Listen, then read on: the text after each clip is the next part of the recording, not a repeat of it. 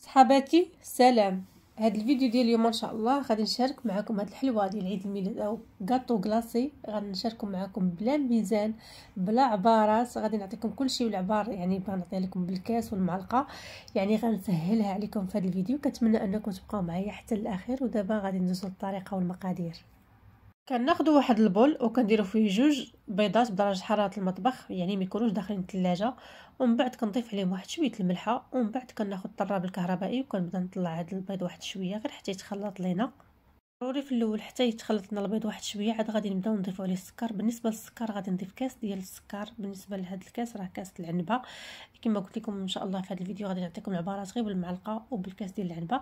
صافي. بالنسبه للسكر كنبقاو نضيفوه بشويه بشويه، ما كنضيفوش ضربه واحده باش هذاك الخليط ديالنا يطلع على خاطر، يعني البيض كيطلع الحجم، يعني كيتضاعف الحجم ديالو، وحنا كنضيفوا في داك السكر بشويه بشويه.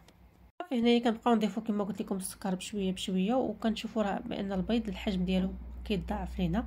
صافي. هنايا كنبقاو نستمروا في التحراك، وفي نفس الوقت كنبقاو نضيفوا ديك 100 غرام او الكاس ديال السكر، بانني حتى نعطيكم دابا العبار العبار ديال العنبه. هنايا كما قلت لكم صافي. ملي كنكملوا داك الكاس ديال السكر كنلاحظوا بان الخليط ديالنا الحجم ديالو كيبدا كيتضاعف. المهم في هذا الفيديو هذا اليوم ان شاء الله انا حاولت انني ما غاديش نقص بزاف او انني غنسرع، غنخلي لكم الفيديو كما هو. المهم غيجيكم شويه طويل، ولكن ضروري ما تتبعوا معايا هذه المراحل. هنايا من بعد غادي نضيف ليه واحد شويه ديال، بالنسبه لهنايا ضفت واحد المعلقه صغيره ديال الفاني. نتوما الا كانت ما عندكمش الفاني بودر بحال هكا، عندكم الفاني غير داك السكر فاني، ضيفوه من الاول مع البيض. صافي. هنايا من بعد ما كيتضاعف الحجم ديالو كناخذوا الدقيق. بالنسبه للدقيق هنايا عندي كاس ديال الدقيق. بالنسبه لهاد الكميه ديال جوج بيضات راه هاد الكميه ديال الطحين راه كافيه فيها، يعني كاس ديال الطحين، وكنضيف معها جوج ساشيات ديال الكاكاو المر. الا ما كانش عندكم شاسيات ضيفوا جوج معالق ديال الكاكاو المر. هنايا كنخلطوا داك الطحين كنخلطوا مع الكاكاو هو الاول، عاد كنضيف فوق من الخليط الاولاني اللي طلعنا البيض والسكر.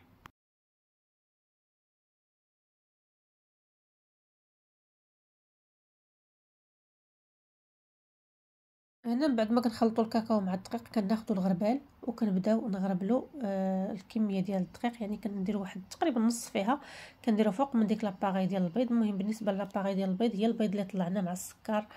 المهم غنحاول نشرح لكم حتى الكلمات، حيت بزاف ديال الناس اللي كنلقاهم بانهم ما كيعرفوش شي كلمات اللي كنقولوا حنا في لاباتيسري خلاص، ولكن غادي نشرحهم لكم في هذا الفيديو باش كلشي يولي يعرف. وهذا الكيك ان شاء الله الا جربتوها غادي تصدق معكم، لانني حاولت نحط لكم بطريقه مختصره، حيت بزاف اللي تيقولوا كنبغيو نجربوا ولكن تلقاو داكشي صعيب. اليوم حاولت اني نسهل عليكم. صافي. كما كتشوفوا معايا هنايا انا راني ضفت الكميه يعني الاخرى ديال الدقيق مع الكاكاو وغادي نخلطو. بالنسبه للتخلاط راه كنخلطو من التحت للفوق بهذه الطريقه هذه، وكنخلطو بشويه باش ما يطيح ليناش داك البيض، حيت الا طاح راه غادي تجينا الجينواز ديالنا او البسكوي ديالنا مدقص. صافي. بهذه الطريقه هذه راه طريقه سهله، كنتمنى انكم غير تجربوها. كما كتشوفوا معايا هنايا انايا فاش زدت الطحين حيدت نهائيا الطراب الكهربائي، خديت غير هذا الماريز وبديت كنخلط. بالنسبه للماريز راه بزاف ديال الناس كيقولوا لها سباتيل، ولكن هي في لاباتيسري راه سميتها الماريز. خلاص. هنايا غادي ناخذ الكادر اللي غادي ندير فيه. بالنسبه لهذا الكادر انا خديته مدور. بالنسبه لهذه الكميه اللي عطيتكم راه كدير اطار كبير 36 على 26، راه ممكن انكم تخدموا. انا خدمتها في هذا الاطار الصغير لان خرجت لي جوج صراحه، وحده خليتها لولادي وحده عطيتها لواحد السيده كانت كوموند خلاص. صافي. هنايا كما كتشوفوا معايا كنطاليه بهذا الشكل هذا، وكنحاولوا اننا نقادوا داك الوجه ديالها. دابا غادي ندخلها الفران ديال الطهي ديال هذا البسكوي 10 دقائق 12 دقيقه على درجه حراره 180، ما تفوتوهاش. هي غادي نصاوبوا لا كريم اونغليز. هاد لا كريم اونغليز غتكون هي القاعده اللي غادي نصاوبوا بها لي كريم اللي غادي نديروا في هاد الحلوه. بالنسبه لا كريم اونغليز كنحتاجوا الحليب اللي غادي نديروا في الاول. بالنسبه للحليب هنايا درت 2 كيسان ونص ديال الحليب. من بعد غادي نضيف عليهم واحد القبيصه ديال الملحه، وغادي نضيف معاهم حتى الفاني. بالنسبه للفاني الا ما كانش عندكم فاني بودر ديروا غير داك السكر فاني اللي كتكون هكاك الشاصيه. ومن بعد غادي ندير هاد الحليب يغلى واحد شويه. ما كنخليو الحليب يسخن كناخذوا واحد الكاس ديال السكر سنيده على هذا الشكل، وكناخذوا معاهم جوج صفار ديال البيض. بالنسبه لهاد الصفار ديال البيض ضروري ما تخليوش فيه نهائيا الابيض. وصافي غادي نحيدو كما كتشوفوا معايا بهذا الشكل. غناخذوا واحد الفوي وغادي نخلطوا داك السكر مع المهم مع البيض بهذا الشكل هذا حتى كيتجانس لنا الخليط مزيان، وحتى كاين اللون ديالو شويه كيولي زعما اصفر فاتح ولا ما، المهم اصفر فاتح. صافي من بعد كنضيف عليه هذاك الحليب اللي خلطنا في الاول، وحنا كنحركو بطبيعه الحال، ما كنتوقفوش من التحرك لان ما بغيناش البيض يطيب. صافي هنايا كنردو فوق البوطه. هاد العمليه هذه راها ضروريه. ملي كتردو فوق البوطه كتاخذوا غير واحد الماريز او سباتول هكا ديال السيليكون، وكتبداو تحركوا حتى ما كانش عندكم ديال السيليكون ديال ديال الخشب. صافي كتبداو تحركوا ما توقفوش من التحرك بهذا الشكل هذا. العمليه كتحتاج ترمومتر، ولكن في هذا الفيديو ان شاء الله راه غادي نشارك معكم كما قلت لكم بلا ميزان بلا ترمومتر. المهم غنوريكم ان الخليط كيبدا يتقال، وكديروا هذه العمليه هذه الا بقى لكم داك الخط ما تجمعش، راه صافي راه هاد الكريم وجدات. صافي من بعد ما حيدتها فوق البوطه ضروري كتبقاو تحركوا. كنضيف لها 2 ورقات ديال الجيلاتين على هذا الشكل. هذا الجيلاتين اللي كنخليوه في الماء بارد حتى كيتطلق، ومن بعد كنضيفوه وكنعصروه مزيان وكنضيفوه للخليط على هذا الشكل. صافي هنا من بعد ما كيتخلط لنا الجيلاتين مع الكريم ديالنا كناخذوا واحد 50 غرام ديال الشوكولاط بالحليب و50 غرام ديال الشوكولاط ابيض، وكنحاول نقسم ديك الكميه ديال لا كريم اونغليز على 2. المهم حتى هاد العمليه راه خاصه الميزان، ولكن انا حاولت هنايا نقسم الخليط على 2. نتوما الا ما عندكمش الميزان خذوا واحد 2 زليفات يكونوا قياس واحد وكبوا فيهم الخليط بالتساوي. المهم انا هنايا كنشوف راه عيني ميزاني خلاص العبارات راه يعني وليت كنضبطهم. هنايا صافي كتاخذوا غير واحد الفوي كتبداو تخلطوا، من بعد ما كتخليوه تقريبا واحد دقيقه ولا 2 دقائق باش كيتطلق عندك داك الشكلاط، وكتاخذوا داك الفوي وكتبداو تخلطوا. المهم هنايا كتخلطوا بالشكلاط البيض هو الاول، وعاد من بعد كدوزوا الشكلاط اللي بالحليب او الشكلاط اللي كيكون عندكم هكا شوكولا غيش. الا كان عندكم شوكولا غيش حتى هو كتخليه هو الاخير باش اللون الابيض ما يتطلق ليناش فيه داك اللون. المهم باش ما تخلطوش الالوان وصافي باش ما نكثرش عليكم الهضره. صافي هنا من بعد ما كنخلطوهم كنخليوهم على جنب حتى يبردوا واحد شويه، وغادي ندوزو باش نكملوا الفيديو ديالنا. وهنايا غادي ندوزو باش نصاوبوا الطبقه المقرمشه. عندي واحد المعلقه كبيره ديال الزبده، بالنسبه للزبده من اصل حيواني اللي كتكون فيها المذاق زوين. وهنايا خديت 20 غرام ديال الشوكولاط بالحليب. بالنسبه للشوكولاط بالحليب راه غادي تشريوه معبور، هذاك راه غادي تاخذوه من الناس اللي كيبيعوا المستلزمات ديال الحلويات معبور، ما تحتاجوش تعبروه. صافي هنا من بعد ما ذوبته في بالماغي كنكبوه في واحد الاناء واحد اخر، وكناخذ البخالينيت اللوز. بالنسبه للبخالينيت اللوز حتى هو كتلقاوه عند الناس اللي كيبيعوا مستلزمات الحلويات. هنايا درت فيه 3 المعالق كما قلت لكم. هذا الفيديو هذا راه غادي نعطيكم العبارات غير بالمعلقه والكاس، داكشي علاش درت 3 ديال المعالق. صافي كنخلطوه مع الشكلاط اللي ذوبناه هو مازال سخون، وكنخليوهم واحد شويه.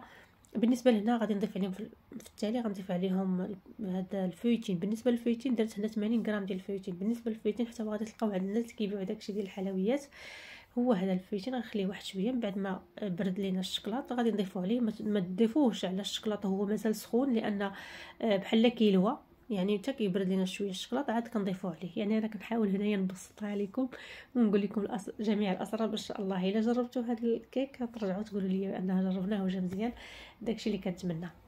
هنا كما كتشوفوا معايا كنخلطوا كلشي مزيان، ومن بعد غادي ناخذوا البسكويت ديالنا اللي خرجنا من الفران. وهذا هو البسكوي او الجينواز من بعد ما خرجته من الفران. هنايا كنحاول نديمو ليه، يعني كناخذوا واحد الموس وكنبداو ندوزوه هكا في الجناب. المهم هنا حاولت انني نسرع شويه. نتوما هاد العمليه ديروها غير بشويه باش ما تمشيوش المهم تخسروا الجينواز. راه الجينواز هي كلشي.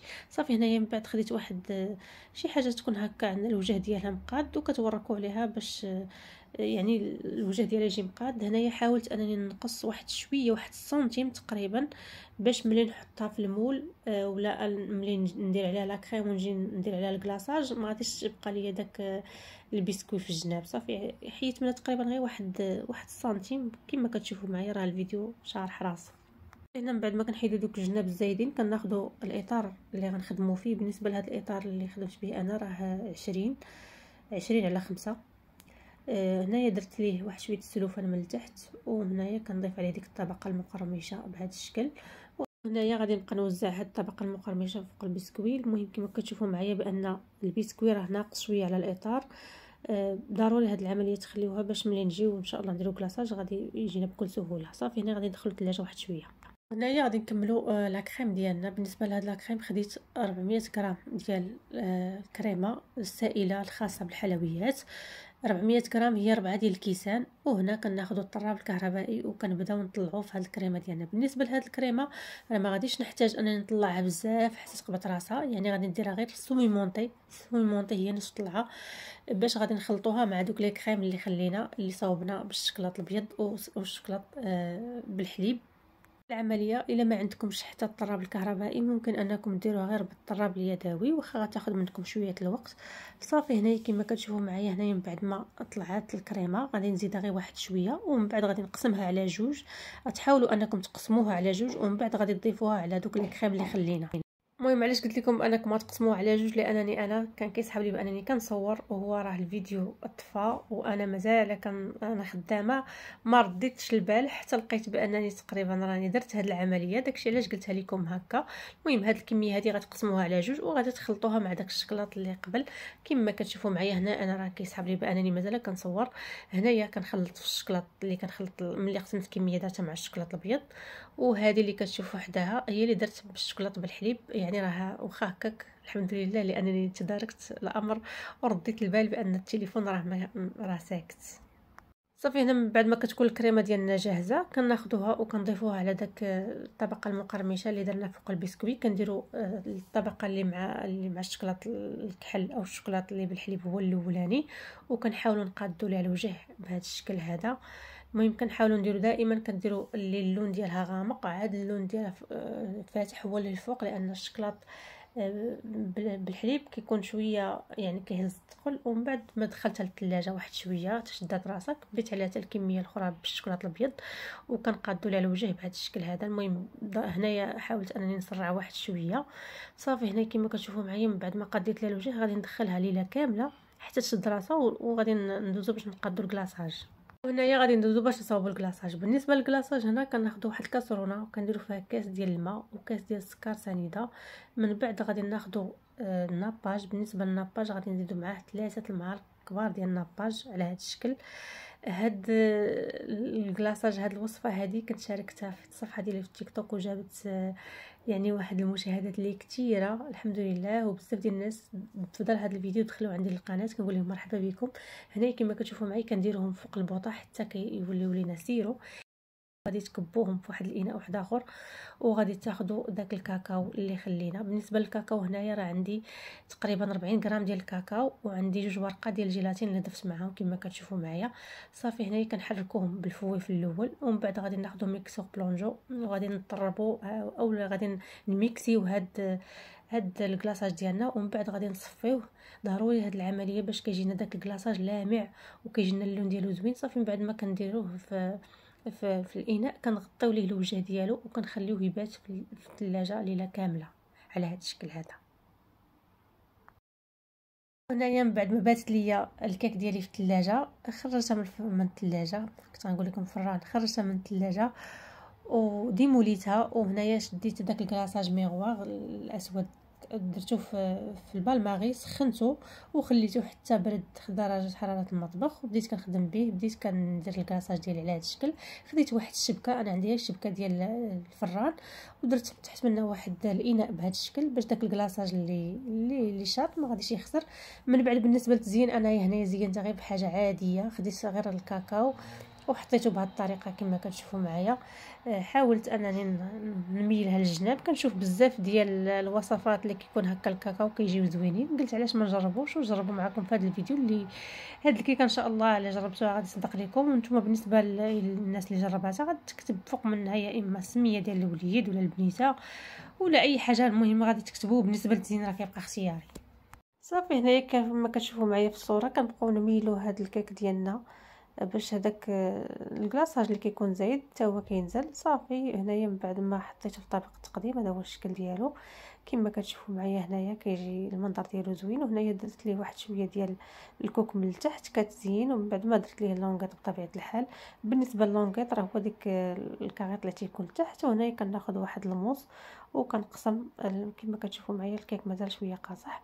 صافي كنقسم بهذا الشكل هذا كنقسم واحد الطريف باش تشوفوا كيفاش جاتنا الكيك ديالنا بطبيعه الحال.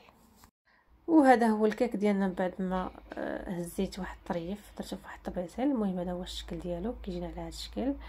صراحه يستحق تجربه. وكان هذا هو الفيديو ديال اليوم اللي تقاسمت معكم بهذه الوصفه هذه بكل صدق وبكل امانه، وتقاسمت معكم بجميع الاسرار ديالها. لذلك انا عندي واحد طلب صغير منكم، هو انكم تبارطاجيو قناتي مع صحابكم واصدقائكم، وتخليوا لي تعاليقكم بطبيعه الحال فضل وليس امرا، وتخليوا لي تعاليقكم محفزه، وتخليوا لي حتى الملاحظات اللي كتلاحظوا، وتقولوا لي شنو بغيتوني نشارك معكم. بطبيعه الحال نتوما يعني نصائحكم باش ان شاء الله نزيد نطور من راسي. ما بقى لي دابا الا نقول لكم السلام عليكم. وقبل ما نقول لكم السلامه غادي نقول لكم كنعتذر منكم على الصوت المزعج اللي سمعتوه في الفيديو، لان الناس كما قلت لكم بان الناس اللي ساكنين حدايا عندهم الاشغال في الدار. داكشي علاش كنعتذر منكم بزاف، وكنقول لكم ان شاء الله مرحبا بكم فيديوهات قادمه، وان شاء الله غنشارك معكم فيديوهات جديده.